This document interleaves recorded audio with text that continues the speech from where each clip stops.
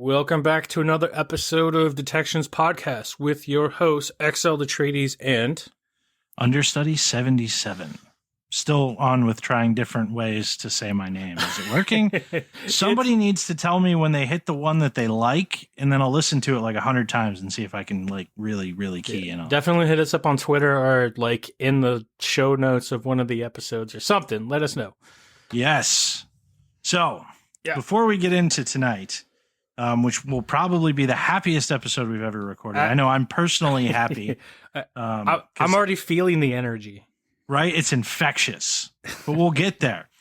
I've decided that because I'm going away for the weekend. So when you listen to this, I'll be back, but like timey-wimey and all that crap.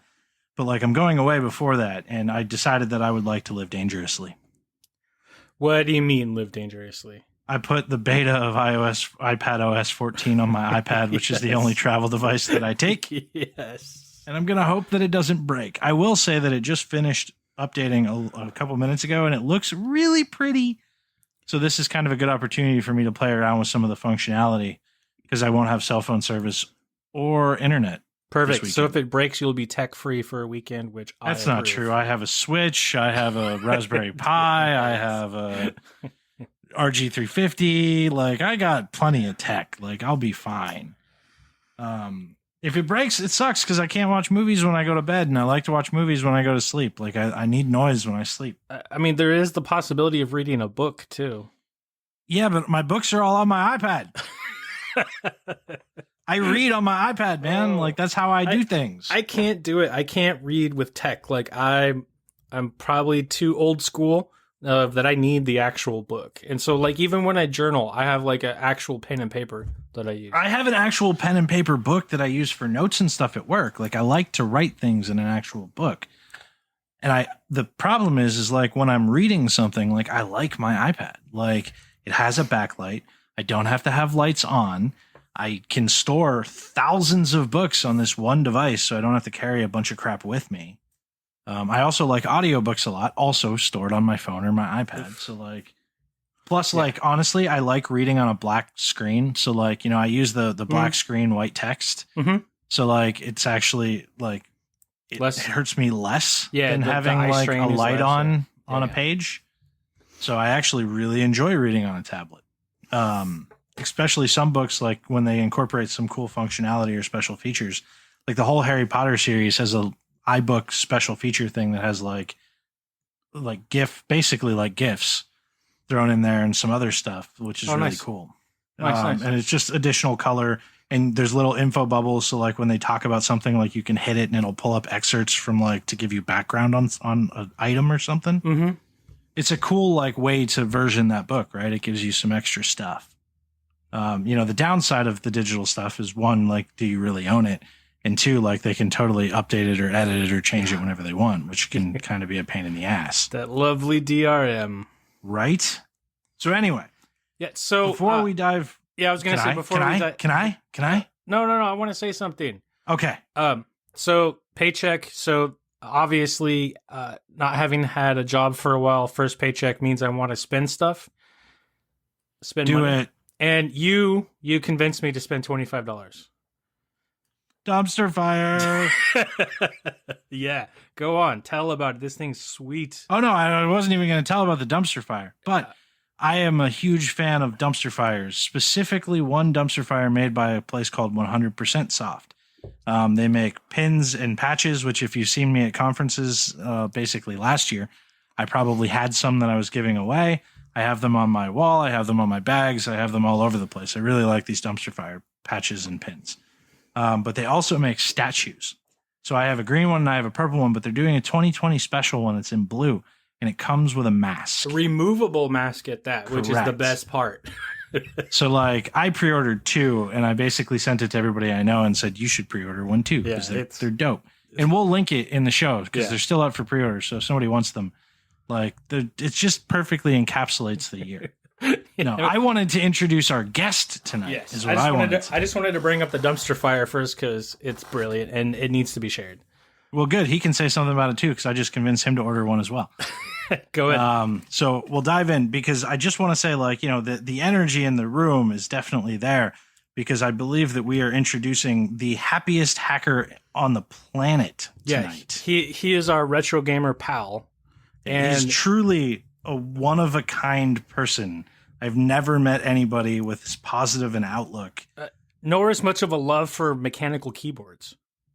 I don't know. I love mechanical keyboards, but like just the outlook, like the outlook is so rare, especially in like our line of work. Like it's very stressful.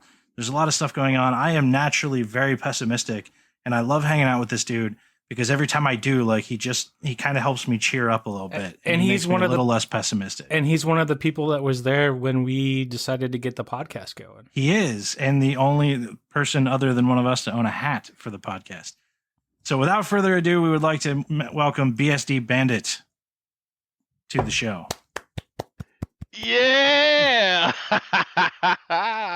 Yep, my God. Yep. Yep. Thanks for having me on, you guys. Oh my God, I'm super honored to be on your show tonight. You can't see it, but I'm bowing right now. We are. I'm sitting, so I'm not doing that. But we are super happy to have you here. Yeah. Well, the vice versa. Oh my God, I love you guys' show, and yeah, this is so cool tonight. So what are we getting into tonight? Let's talk about it. I got so much to talk about. I mean, we brought up the positive stuff. I think the first question that I want to bring up is, in case any of our listeners are not familiar with who you are or what you do, like, what is the thing that you provide that helps to spread this positive energy we were talking about? Or to put it in terms for like your summer of retro, what's your superhero origin story? Oh, so here's the thing. So as for me, if whoever doesn't know me out there, the BSD Bandit on Twitter, and what I do, and it's kind of my way of giving back to the community. I actually make morning motivational videos, for anyone that's willing to listen, pretty much. And with that, and I'll get into like how the summer retro comes in. So with that, a while back, and I'll show you how I got into it. A while back, I got into just looking at Twitter, and as you all know, and I heard you guys talking about it earlier with the dumpster fire scenario, I noticed that a lot of that was going on Twitter. And me being an actual hacker, and the hacker lifestyle is anything that you see that you want to change, you just go change it. You know, you don't accept things the way they are. So I chose to just say, you know what? I'm just going to put out positive content. The world's already negative. They don't need my help. So I'm changing it to make it positive. And then I just started doing the videos. And then I said, you know what? Let me add a little splash of some retro, because I'm a huge retro fan going back to the Atari 2600 days. And I like my new games as well, too, but it's just something about that retro. It takes me back to a time to where a lot of, like, even the gameplay was more simple and fun, and nothing was complicated. It was just fun. So doing that, I decided to incorporate not only the t-shirts in the videos, but also just a message just to help people get through the day. And since today is Thursday, is actually Thankful Thursday. Tomorrow will be Fantastic Friday. We have Sensational Saturday, Super Sunday, Magnificent Monday, and if you're a coffee, Starbucks drinker or whatever, is Macchiato Monday. Terrific Tuesday, Wonderful Wednesday, and we go back again, all over again with Thankful Thursday. So that's how it got started. And speaking of video games, before Exiled asked you if you play Animal Crossing, I know he does because he bought my wife's Switch to play it. Yes, I do. I'm a huge Animal Crossing fan. I love it. Thank you to Understudy and his wife for selling me the Switch. It was beautiful. And I've been hooked on Animal Crossing ever since. It's been my quarantine NyQuil. Nice. Quarantine NyQuil. So Does that include all the crabs that have been showing up in Animal Crossing recently? Yes, the crabs. I even took a picture of myself diving into the ocean. It's beautiful. I love it. Thank you guys and gals at Animal Crossing for doing that update, because I'm loving swimming in the ocean digitally, of course. So your info. What is your infosec? Yeah, the rest story? of the superheroes. Talk about that stuff. So my infosec origin, again, I started out as a Nix nerd, like a Linux nerd. I have one thing to add here. He's also probably the only person left in the world who uses BSD. Maybe. Maybe there's some. We're still out there pretty strong. We're a hardcore group. I have a feeling I couldn't resist that because I haven't seen you at Nova Hackers in a while, so I didn't get to crack that joke. I haven't gotten to crack that joke in a while. Well, I started off as like into Linux and Unix in general, particularly BSD, and I did it kind of like backwards because most folks they start out with Windows and they move into Linux and Unix. I started out with Unix and Linux and then moved into Windows. So I started my journey back in 2001. That's how far back I go.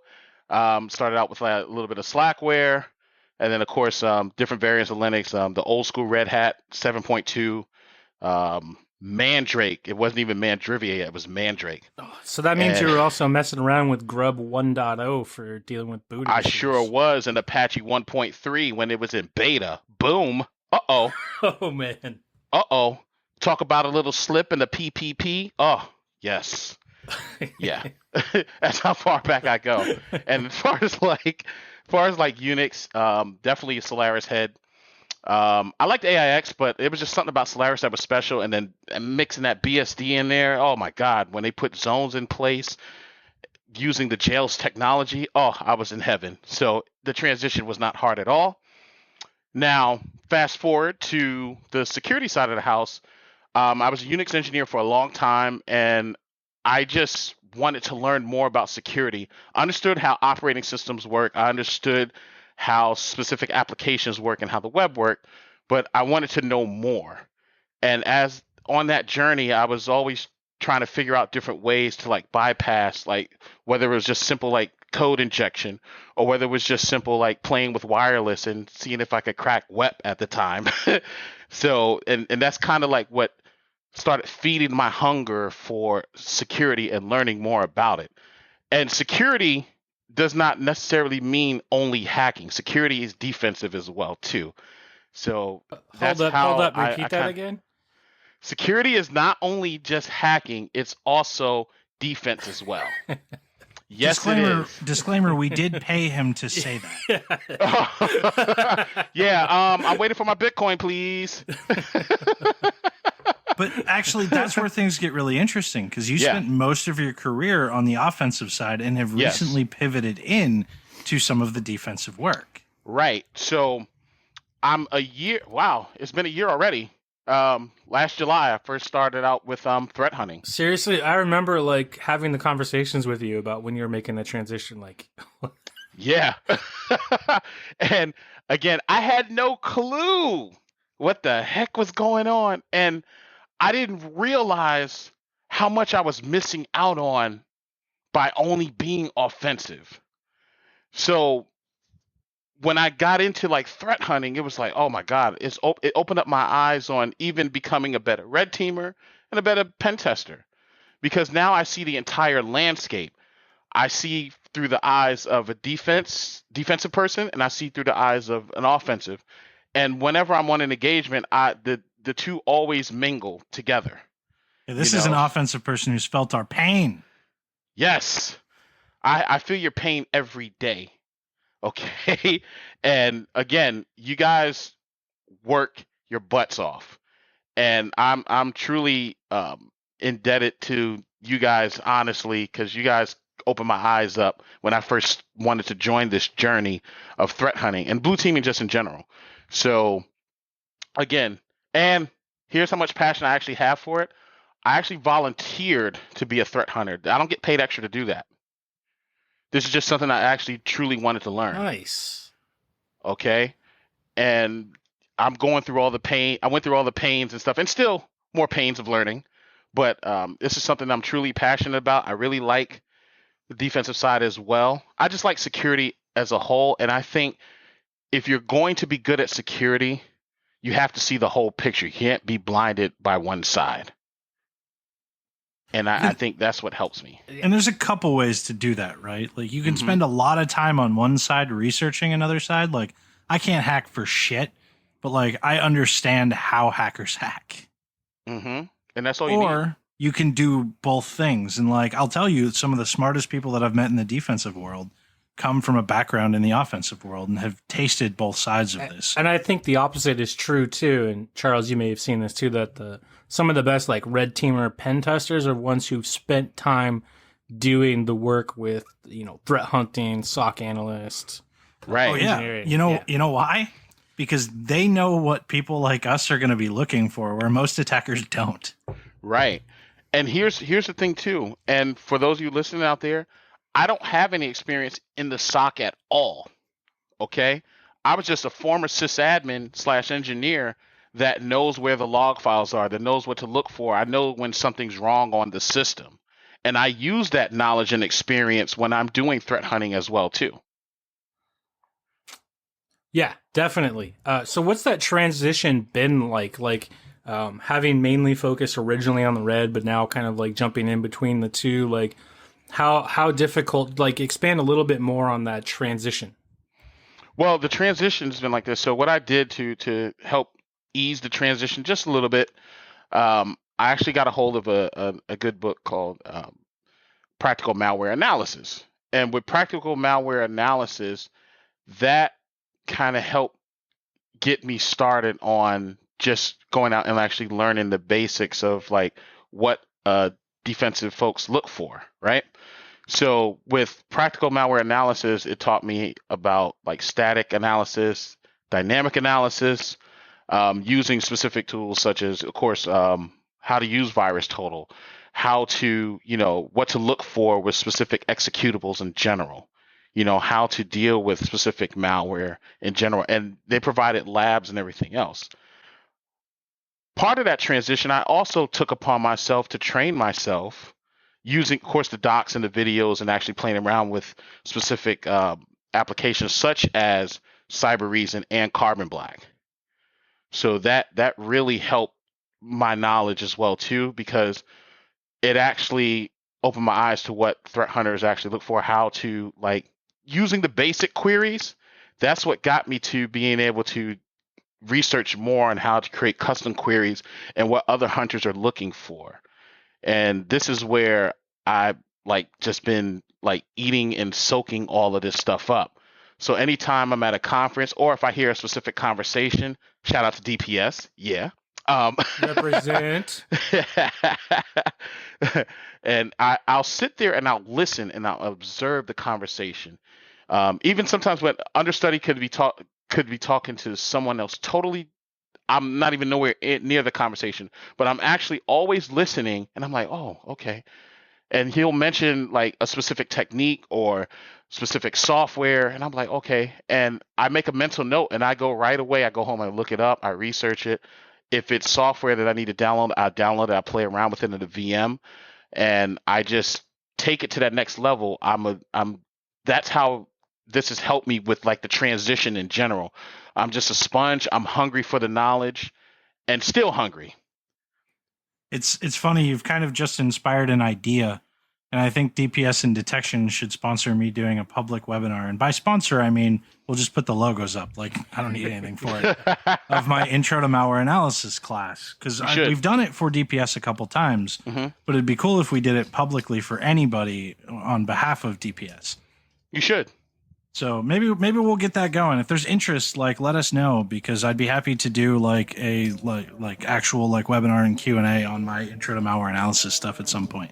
Yes, you definitely should because I mean again, it's definitely needed, and that's what I say. It's not. We're at a time now where we need defense. We need defense. Defense. It's not all about offensive defense. We need it. And we need folks that are actually willing to come in and actually learn this stuff. And it's not, I've seen stuff online where people say, hey, make blue team sexy again. It's already been sexy. That's our line. But again, we paid him to say that. No. I don't know where this paid from because I don't see anything in the Bitcoin wallet. What's going on here? The check is in the mail. Wait a minute. It's just a click of a button. We're retro too, man. We use checks. Yeah. Oh, so that's how we're doing it now? It's the summer of retro, aren't we supposed Yes, to? it's the summer of retro, but everything don't have to be retro. We talk about video games being retro, not the Bitcoin. Don't make that retro, please. But yes, Blue Team has always been sexy, and now we just need more folks to like really like just get into it and have fun with it. That's the thing. We got into tech, and we got into tech in general because that's what we like to do. A lot of us come from hobbyist backgrounds, and it just turned into a career. Because remember, a lot of times when we first started, it wasn't a business. It was just a bunch of computer geeks getting into something cool. That was it. Yeah, or like people like myself who are just trying to, maybe play video games in school. Yes. Like, Yeah. we're done with the coursework. We're bored now. What do we got to do to get past or whatever, just so that we can keep ourselves entertained? So I may have told this story before, but it's a good story. I was doing like a one session class at a middle school for an after school cybersecurity club at a middle school. And I was teaching like intro to malware analysis. And after it ended, right, I was talking to the teacher about it. And like the kid who put this club together, the kid who actually brought me in, really, really smart dude. But the teacher was talking to me about him. He's like, yeah, man, like we had to start this club. I'm like, oh yeah. He goes, yeah, well, the thing is last year, remember, these kids are in middle school. Right. This kid got caught selling proxy access to get around the school firewall. Oh my God. Woo. And he's like, we didn't know whether or not to like, what do you do with that? Like, on the one hand, you want to be like, wow, man, that's really clever for a middle school kid. And like entrepreneurial spirit, like we want to grow that. So we don't want to like expel you. So like we had to find him an outlet. And like, I'm really glad that there was a teacher there because I hear so many horror stories about teachers. Yeah. Yes. So I was really so glad that there was a teacher who was willing to help him express himself with an outlet. But I mean, that kid is going to go so far, right? Absolutely. Because like in middle school, he's selling proxy access. Yeah. And that's like, I'm glad that there was that teacher there, because often you hear like, if we think about the guy that like found a vulnerability in another college's calendar to do like a friendly rivalry post saying that their school was gonna, lose in the next football game, ended up going to jail and like having a felony on his record. And that kid could have ended up the same way if it wasn't for that teacher. So that's awesome that was there. Right. I mean, that's mentoring 101, right? Yeah. You find your people an outlet. Exactly. Because somebody found me an outlet. Exactly. Like that's what it's all about. So you talk about like making it fun, right? Yes. And this is a cool path to go down. So like, one of the reasons and, one of the things that I think keeps the Blue Team side from people really thinking that it's fun is, I mean, we have a lot of unique challenges and stuff, but it's not even that. It's that like that adrenaline high of like, I hacked a thing isn't there the same way, right? Like it's not as binary. It's not I'm in or I'm not. Yeah. Or the presentation, right? If we look at media, the presentation of the two sides. Sure. So like when you talk about making it fun, like talk about like what is it that like gives you that high or what gives you that equal high, right? I'm gonna give you the secret sauce, okay? So what makes it fun for me, I treat every day like an adventure. And here's how I treat it like an adventure when I'm doing threat hunting. I'm a huge fan of Law and Order SUV. And every time I'm on a threat hunt, I think that I'm Detective Tutorial. Ice-T's character. Yeah. And every time I see him on the screen, I laugh because of the his detail and trying to find facts. And he'll throw a little joke in there a little bit here and there when he's actually trying to catch the victim.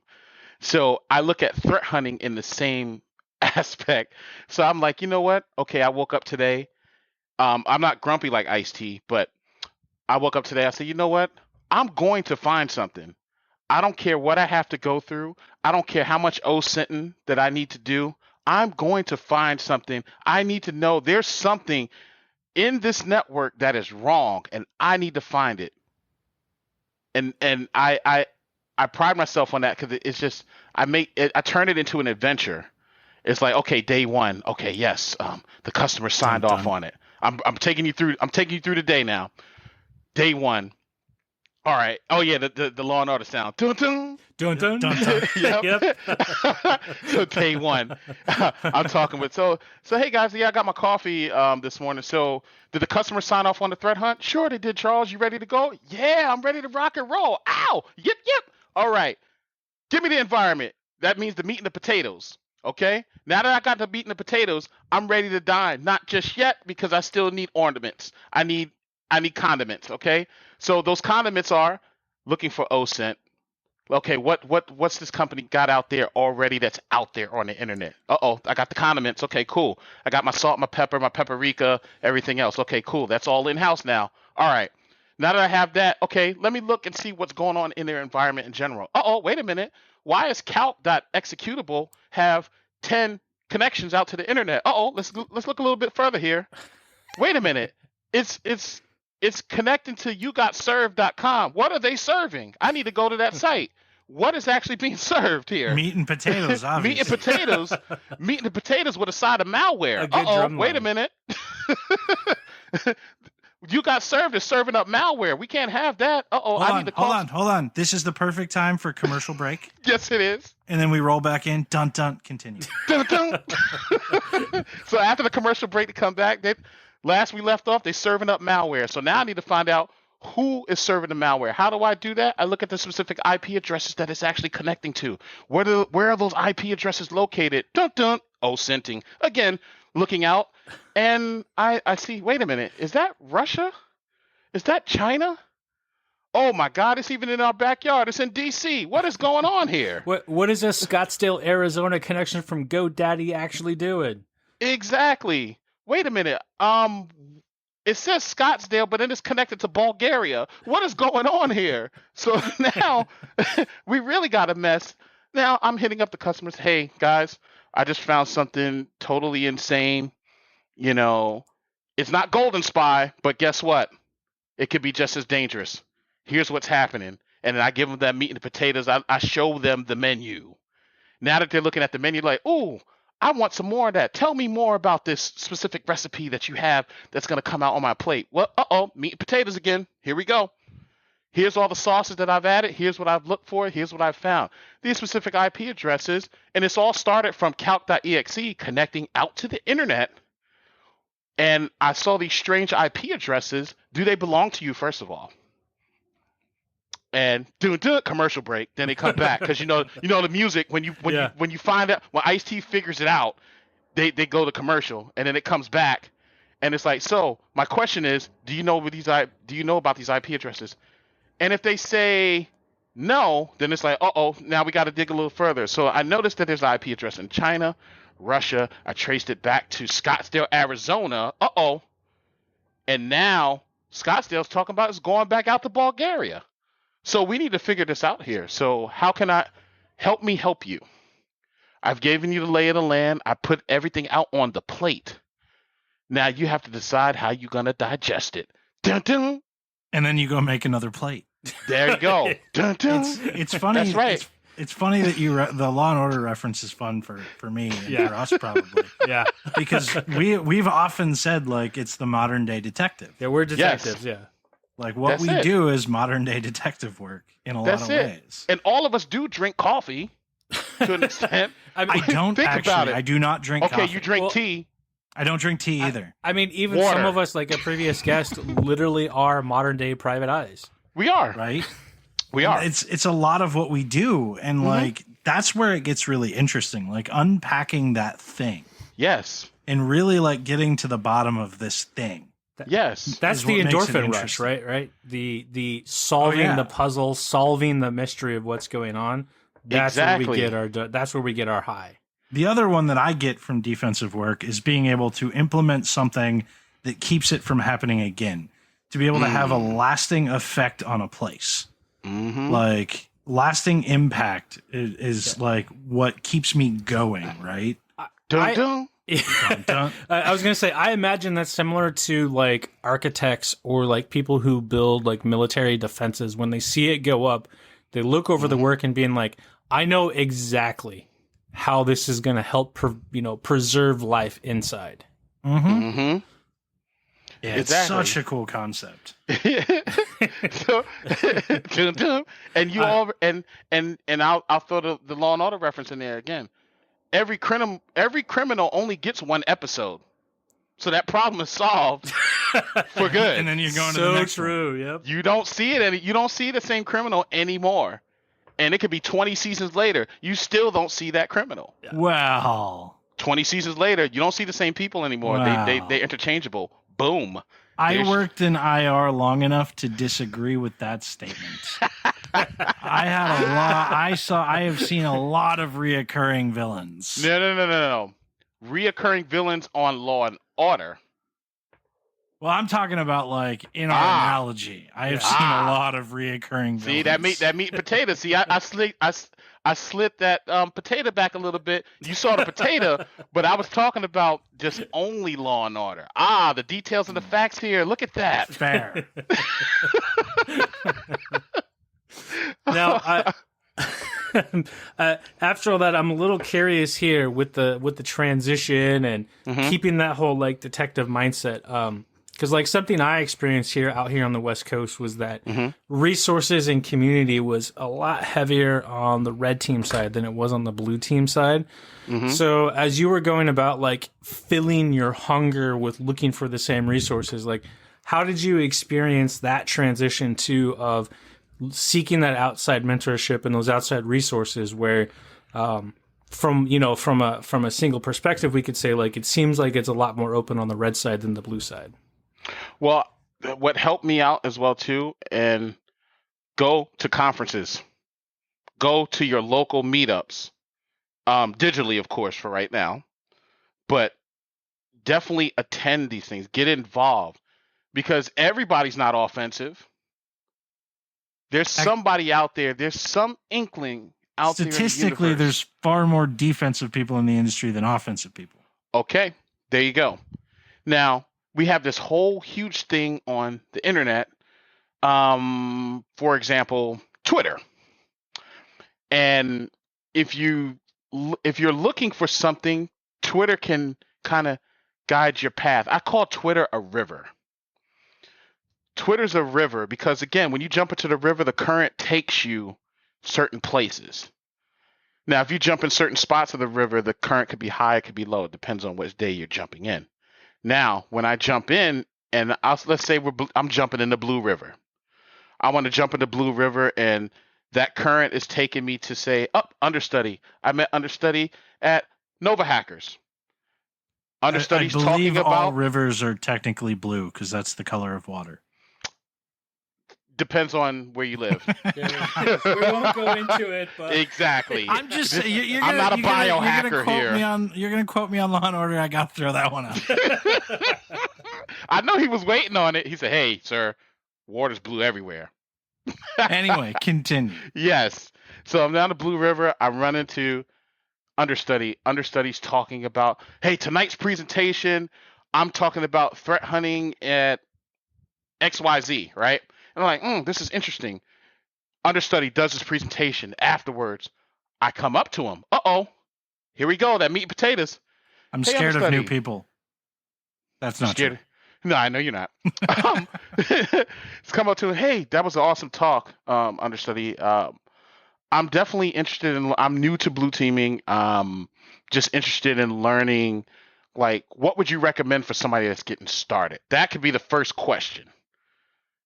And of course, a lot of times, just asking that one simple question helped me. So I know it can help someone else too.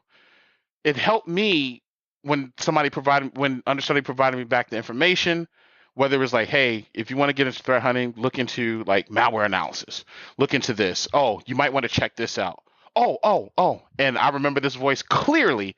I'm going to give you a freebie on this one. Here's how. If you're looking for threat hunting, it's all a mindset. You told me that at Nova Hackers, and that changed my thought process. I remember we spent hours chatting about this topic when you first started getting into this stuff. Yes, we did. But that you guys don't realize how much that truly helped with the transition, because everything is not all about like Googling. You have to get involved. It's all these things are moving parts. Combination of Google, virtually for right now, going to different conferences. Google, look up blue team conferences out there or just organizations in general. Meetup.com has plenty of stuff going on. I mean, there's ways to get involved with anything. It's just all how you use it. So it's all about the same as threat hunting. It's all about asking the right questions and putting yourself in that mindset to ask the right questions. Exactly. And just by having a regular conversation stimulates your mind to ask that right question just by listening. That's what would help with anyone transitioning into this world. That's what helped me, and I guarantee you it will help you too. And again, I'm still new into this world. I'm only a year into this world. Still plenty to learn, but my fire is still burning. Dude, I'm 11 years in and still have plenty to learn. There you go. That's like rule number one. Yeah. You never stop learning. Yeah, I think we've heard even from people who've been in it 20, 30 years that they're still burning to learn. Mm-hmm. Burning to learn. Boom. Hey, that's it. That we also paid him to say that.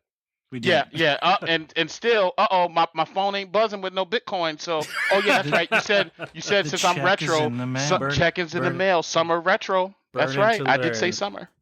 I did declare it summer retro. So, yeah. I'm gonna make sure Burning to Learn ends up in the show notes. Yay! You should. That'll be a good show note. I'm still processing the fact that I just had to listen to one of our guests talk about me being an influence. That's fucking weird to me, man. Yeah. I appreciate it. I really, really do. Don't get me wrong, but I'm a little taken back by that. Hey, don't be taken back. It's facts. Remember, this is blue team. We're dealing with facts here, right? And we help each other. That's our job, right? Right. We lift each other up. Exactly. And that's I have to tell it like it is, how it happened.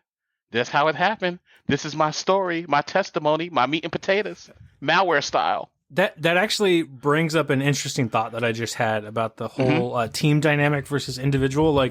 Often the red team pen testing hacker side is seen as an individual accomplishment, individual glory. And blue is a mix, right? It's often a mix, but usually it's a bunch of people sitting in the same room working on similar things.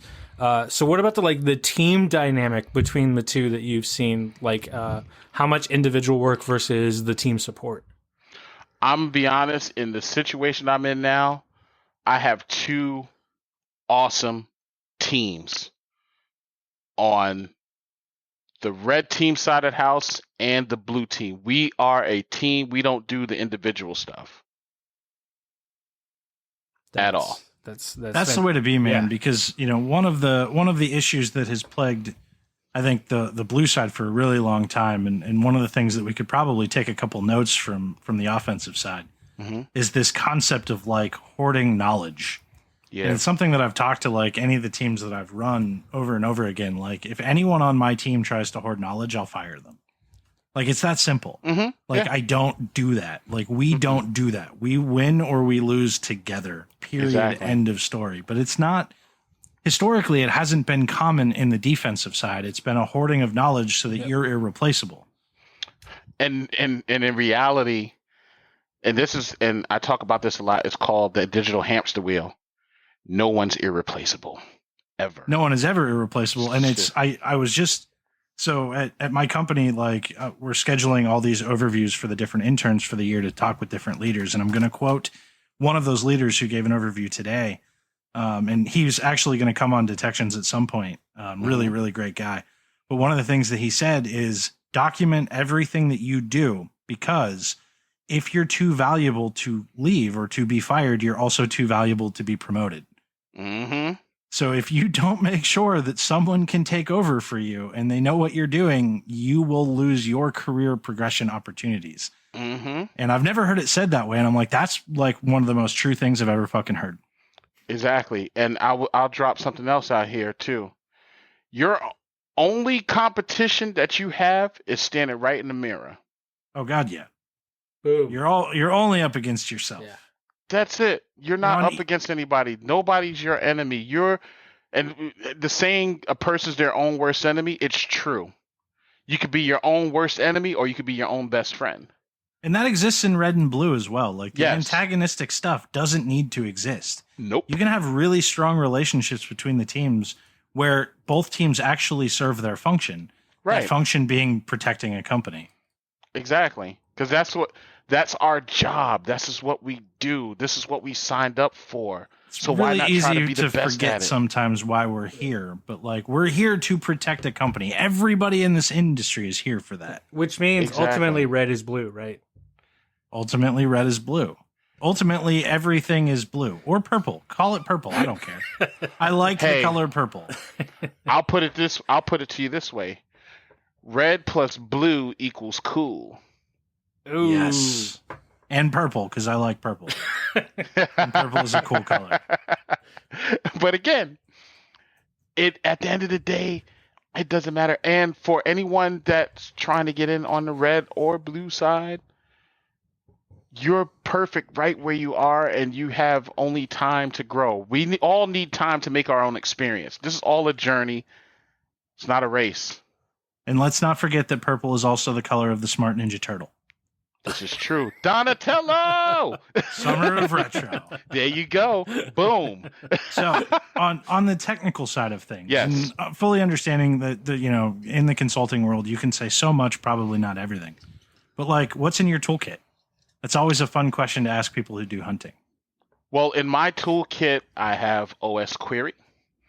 I also look at Threat Crowd, especially when I'm. And the reason I use Threat Crowd, for those who are not familiar with Threat Crowd allows you. A lot of attackers use it to map the overall lay of the land of the specific network that they're looking at from a DNS perspective.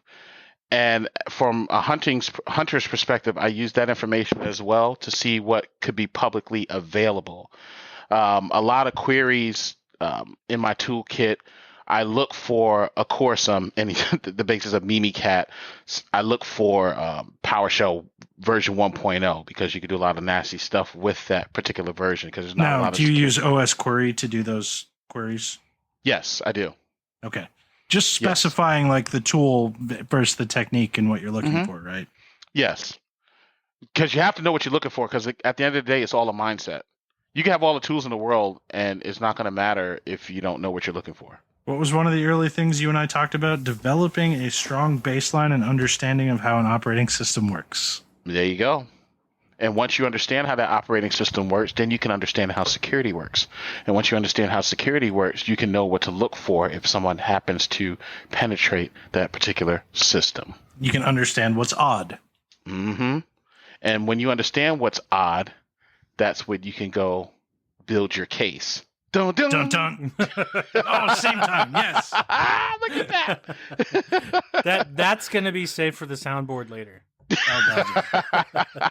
Dun, dun. Yes. I'll get the actual Law and Order sound. So yes, I think they do it better. But yeah, so that's part of my toolkit, and definitely as I'm using platforms such as Carbon Black and Cyber Reason in general, I use like just specific custom queries that I've found in a lot of GitHub repositories that's out there as well too. So those of you who are looking for different things that you might not think about, GitHub has a treasure trove of information related to specific queries as well too. Because again, you're not going to be able to think about everything as you're hunting to what to look for, and sometimes you need a little inspiration. So that brings up another really good question. Mm-hmm. When you're coming into an environment, because you hunt the same, basically what you're doing is very similar to what I did for a long time. Mm-hmm. What's your approach? So like when you go into a place, like you understand the network and you do a bit to understand it, but like how do you approach or form your hypothesis of what you want to look for? Like how do you go about that process? Because that's always a really interesting question around hunting. Okay. Well, again, so for example, if I know for a fact that I'm hunting in, I know for a fact that the lay of the land is 100% Windows, right? Now, when I look at that, I'm like, okay, it's 100% Windows. Let me put on my red teamer's hat. If I was to attack this environment, how would I do it? What would be my first step? Well, first step in a lot of the red teamers' toolkit, as you want to call it, if we're already by default not like authenticated to Active Directory, right? So the way that we're going to try to gain access is by stealing creds using responder. I'm throwing responder out there. And we're running responder, say on the network, looking for specific creds, and using that with a combination of packet. So I'm looking at as I'm building how I would attack the network in my mind, I'm also building what to look for in my mind at the same time. So when I put one layer down on the blue side, and this is just how my mind works, I'm putting a blue brick down, and then I'm putting a red brick down. Then I'm putting a red brick down, and then I'm putting a blue brick down. And as I'm building this building of my hypothesis, that's how I go about what I'm looking for in the network. So if I know it's 100% Windows, I'm just using that as an example. Nothing's ever really 100%. I'm just throwing it out there. I'm only focusing on how I would attack the particular network when I'm doing threat hunting, if that makes sense. No, it makes a lot of sense. And there's a lot of interesting, like that's where a lot of your benefit from doing the offensive side comes in, is that ability to think about that. But I will challenge you with an additional question. Okay. Because you said a phrase, and maybe you misphrased, but I want to challenge you with this question. Go ahead. You're only thinking about it from the perspective of how you would attack. So what are you doing to remove your own bias to think about how other people might attack or things you haven't thought of? Well, I misphrased that. I figured you did, but yeah, it's a good question. So it's just how attackers would attack in general. Because again, there's specific ways, like, and if you're in the community long enough, far as like red teaming, you kind of see the same similar patterns a lot of times. The methodology is very similar, yes, even though like minor things may be different upon individual people. Right. But one of the interesting things that I have seen coming off the back of that is that there can be a bit of like a bias of like, this is how I've seen it done or what I would do, which can limit how you look at it a little bit too. So, well, yeah. And I'm not saying that you do it, but I'm saying like for anybody who transitions, right, it's worth understanding that you might have that bias. Right. Because like I totally have that bias, like everybody. We all do. But it's worth understanding that the bias exists so that you can try to think outside of it. Right. And the only way that you can really get better at thinking outside of it is actually practice. So, and what I mean by practice is this. Again, as I'm on a red teaming engagement, every engagement I'm on and I'm working with my team, I always learn a new technique. Even if I didn't discover it, someone on my team has, and if they're giving a presentation, I'm all ears and I'm focused exactly on how they got to, like, say, maybe like inject malicious code into an executable. I'm all ears because I know I need that information. So when I go on a hunt, I will go back through my notes like, okay, cool. This is how such and such did this. I didn't think of it that way, but this is how such and such did this. And this is how probably a lot of other attackers are looking at it as well, too. And this is something that I need to add to my query list to look for in a network. So that's kind of how again, red brick, blue brick. So I like it. That's how I gain knowledge in general, as I'm going through different red teaming engagements, adventures. I'm going to throw adventures out there. As I'm going through red teaming or penetration testing adventures, and whoever's on the adventure with me, and they do something that I've never seen before, I'll ask questions. Or if they say, hey, I'm going to do like a lunch and learn, I'm all in. Because I'm like, okay, cool. This is how they're doing this. All right. Let me, and I'm actually typing down or writing down what, how they did it. And it's just like, okay, cool. Then I go back and reflect on it later and actually practice that. So that way it's embedded in my mind. Oh yeah. And you talked a lot about that burn to learn too, and Twitter and staying up to date on stuff, but I'm going to whiplash you with topics. Whiplash me. Go ahead. Because one of the other things that I do want to talk about while you're here is like you do a lot of other projects.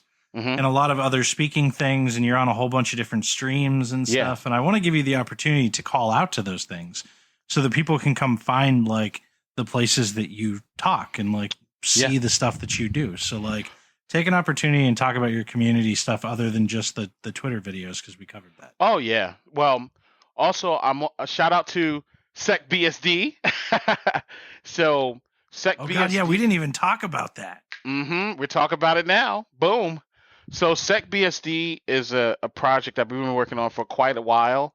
And again, with all of our busy schedules, we're kind of like spread out all across the world. So again, our schedules are kind of hectic, but the Sec BSD team is awesome, and we came up with this concept. We came up with this concept to actually build the OS based off of penetration testing in the BSD community, because there's already one in Linux. And we just wanted to fill that void for, of course, the core group of BSD users. I was going to say your five Yeah, my person five user people. base is really happy about it. Yes, they are. But again, it's something that I'm really passionate about. We really enjoy just learning new things from the BSD side, especially like when compiling code, even if it doesn't work. I mean, it's just fun. It's really a hobbyist project, but I really enjoy doing it. That's one of my projects that I work on. Also, too, I'm also part of the Hack the Planet podcast, which we do every Thursday at 1 p.m. Boom. And with the Hack the Planet podcast, what we do, we actually talk about new techniques. Plug in new techniques that others have learned and they want to share on the show on how they maybe like bypass something in Windows Defender, and it's a new technique. And again, this is how I gain knowledge as well too, even by doing the podcast. Like, oh, okay, this is how they did it, and I go back and reflect on stuff that I've learned from my own cast. And someday I'm actually going to show up and go there and do an episode with you. Yes. Yes, you are. So also too, in general, I'm also part of Nova Hackers, of course. I'm also part of Nova Code and Coffee, which this is all Northern Virginia for those of you listening. Nova Code and Coffee, it consists of 70 developers, and what we were doing in the physical sense, every Saturday we would get together, drink coffee, eat donuts or whatever else, and just write code and talk about the code that we're working on. If somebody had an issue, then we help with that code as well too. So and that's something I've volunteered every other Saturday to do, and this is because it's fun. I'm a nerd. I'm a geek at heart. So all this stuff I embody. So it's a community thing for me. So it's huge, and I love helping other people. And these are other projects that I'm actually on, as well as different speaking engagements as well too. It was supposed to happen this year at B-Sides Charm. Threat hunting from a red teamer's perspective, which that talk is still going to happen in 2021. Next of course. year, man, next year. We'll So all that see talk each is other still next year. on there. We Yes. also have Grumpy Hackers. Yes, and Grumpy Hackers, and let me tell you the quick story about Grumpy Hackers. Grumpy Hackers actually started as a conversation in the parking lot in the rain at Nova Hackers. Shout out to Mubix, the Blind Hacker, Cardinal Ownage. Woo! So, Dude, those other two are going to be so mad that they didn't get woos. It's really? No. I'll just talking, but again, with Grumpy Hackers in general, and shout out to Voodoo Kitty. With Grumpy Hackers, it's just more so we get on and we talk about what happened the week of InfoSec. So we talk about different articles and whatnot, and the goal is, and pretty much just how Nova Hackers is, bring something to present. So each of us actually brings an article to talk about on the cast.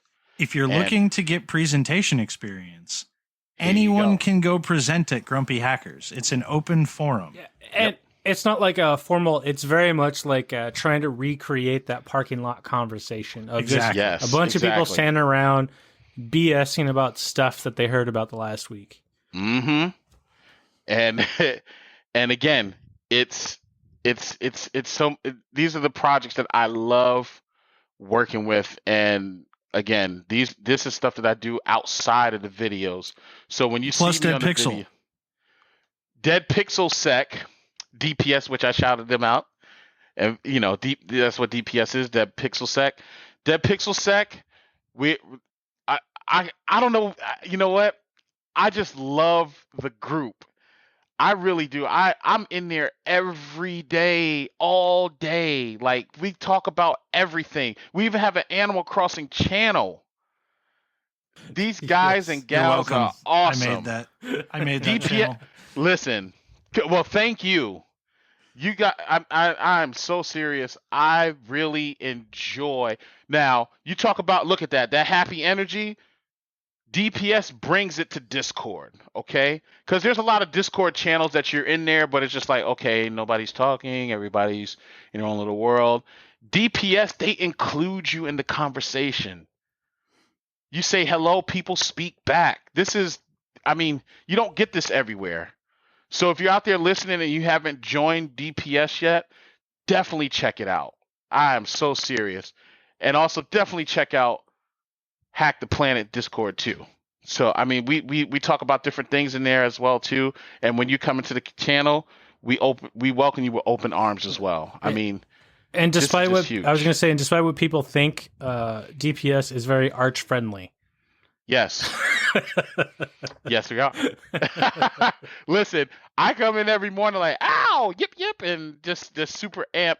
And I know a lot of folks, they had their coffee yet, or they're just waking up, and it's just like, holy crap, this loud guy in here. Holy crap. Yeah, but we all love you for it. But this is what you wanted to know, how I'm so happy all the time. This is what makes me happy.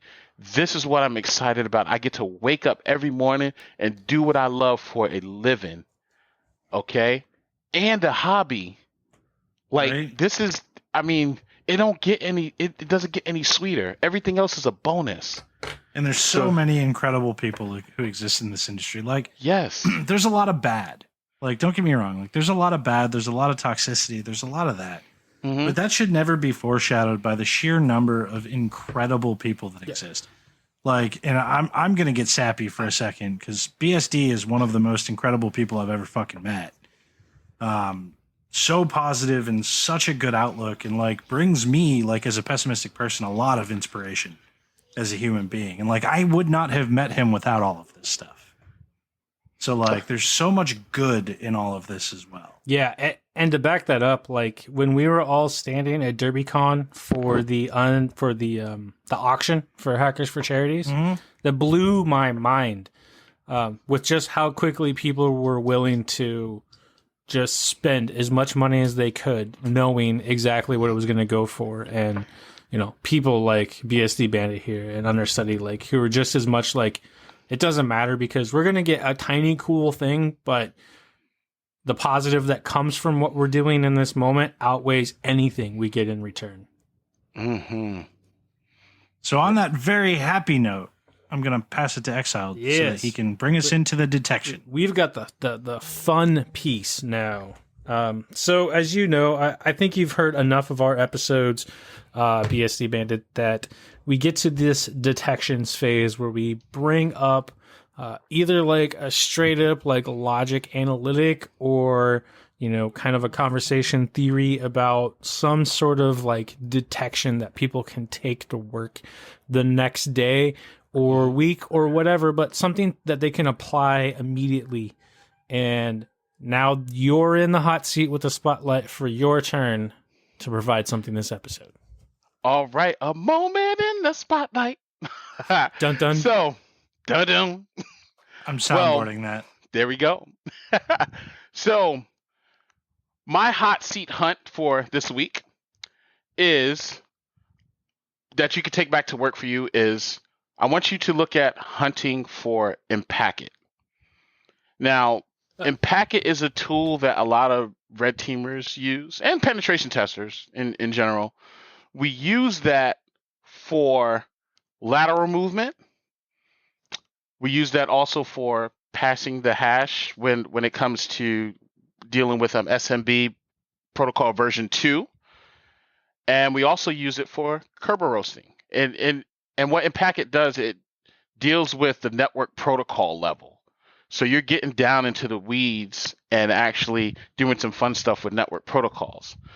And the reason I say you can take this back to work with you for all the hunters out there, because now what I want you to do is actually grab a copy of Packet, play around with Packet, set up. You can even set up like Elk or whatever tool that you use for monitoring, or whatever technique that you have for like monitoring for specific tools in general, and just add this to your lunchbox. Because again, I guarantee you, a lot of the red teamers are actually using this, and this is something that I stand by wholeheartedly. You know. Now, what exactly is Packet that you shared with us what it's used for, but like, what does the tool specifically do? Well, the tool specifically does, like, for example, with Kerber roasting, right? Some folks, they use Packet to do Kerber roasting where they're actually trying to gain credentials by getting access to an NTLM hash using Kerber roasting and getting like the TGT tickets in an actual Active Directory environment. And this is something that, from a hunter's perspective, people need to be looking at, because again, not everyone that has, so in Active Directory there's a thing called SPM, service principal number, right?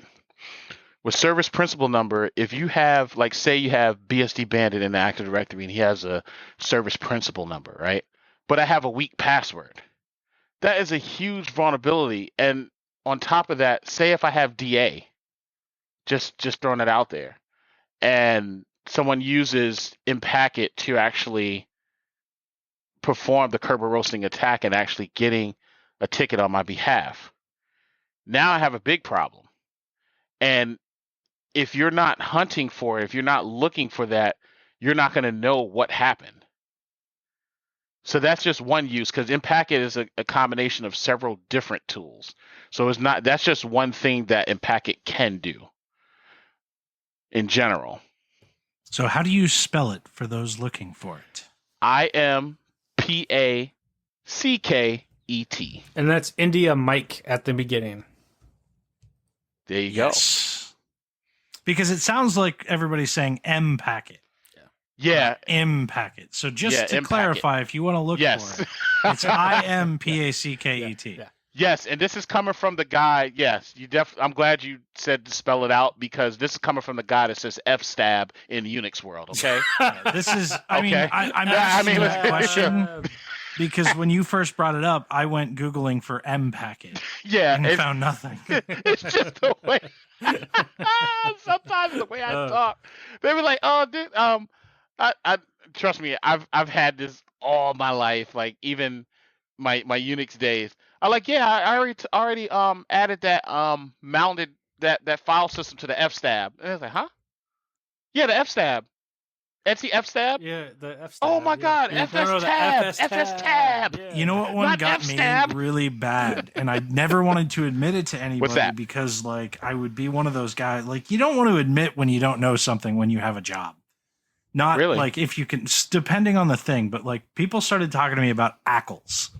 Mm-hmm. I was like, what the fuck is an ACL? Like, I call them ankles. I have never heard the term. I've never heard the term ACL before. So like conceptually, like ACL, like I know what that is, but I had never heard anybody call it an ACL. Yeah. And everybody's talking about ACLs, and I'm like, well, I feel like I should know this. Is this so some like I'm not gonna say hybridated anything apple right with now. something else? Like, Yeah. Hey, don't feel bad. I always say, hey, I implemented the ankles today. Ankles. Charles, are you okay? Yeah. Ankles. now I'm glad you brought up ankles. I'm glad you brought up Packet because when I was doing some of my like pen testing, offensive security training as a defender to know what to look for. I saw use in that too, like from a defender standpoint, because it doesn't just do that stuff, but it also does some like protocol parsing and things like that. Yes. Like, have you had a chance to use and pack it from a defense standpoint?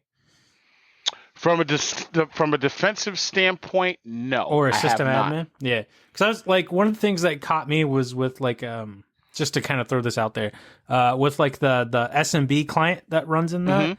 I could see someone using that to set up something like SMB honeypot. Right? So if you put a client out there and it looks like that there's stuff from a defensive standpoint for this attacker to use this tool to get access to, we know it's not legit. Anyone going after it probably doesn't belong on the network. Pretty much. Dun dun.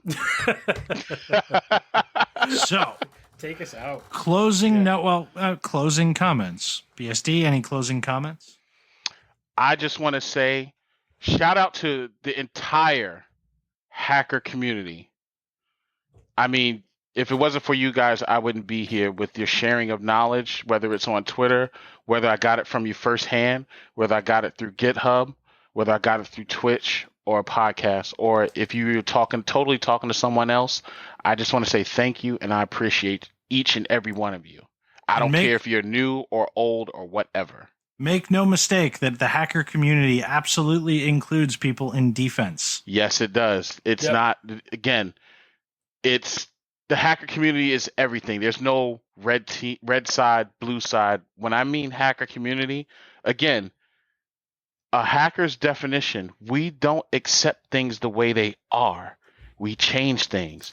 You do it whether you're a defender or you do it when you're offensive. And that includes our GRC brethren. Yes. Correct. It's really funny because my Circle City Con talk, I have a whole slide about like one of the reasons why socks are stuck in the way that they are is because we've always done it that way, right? And my retort to that was, we're fucking hackers. We're supposed to challenge norms. We're supposed to not do things because they've been done that way. That's why we're here, because we like to challenge things. Sometimes appropriately challenged and sometimes inappropriately challenged, but still challenged. It's our definition, though. We should never, ever say, because that's how it's always been done. That's when you're moving away from being a hacker. Right. So the new SOC definition can say superb, offensive, and critical. Next gen. Next gen SOC. Exiled. Superb, offensive, and critical. There you go. We're gonna let that sit for just a moment here. Awesome. Thanks for coming on. Like it blew it. So my expectancy at the beginning has just been blown away by having you on BSD. You got to say it blew you away because blue team. Dad joke. Dun, dun. That may have been the spelling in my head as I was saying that. So hey, we all have something. I have ankles and F-stab. And I am just gonna go finish. No. I got to make the comment about the F-stab because I thought I was alone in thinking F-stab. Well, now you know. You found out you wasn't. Yeah. All right. What were you going to say? I'm just going to echo, like, BSD, thank you so much for coming on. This is going to go down as one of the most fun shows. I don't think we've laughed this much with a guest. Like, we've had really good conversations, but I don't know that we've laughed this much with a guest in a while. Yes. Except for the like will never be released episode that I have to drop because then people are going to ask us about it, but it just is what it is, and I'm not going to tell you anything else about it. Well, I'll be listening for it. It's never going to be released. Yeah, it can't be, but yeah. We have a lost episode. We knew we made it when we had a lost episode. But seriously, guys, fire up the tools. Let's go hunting.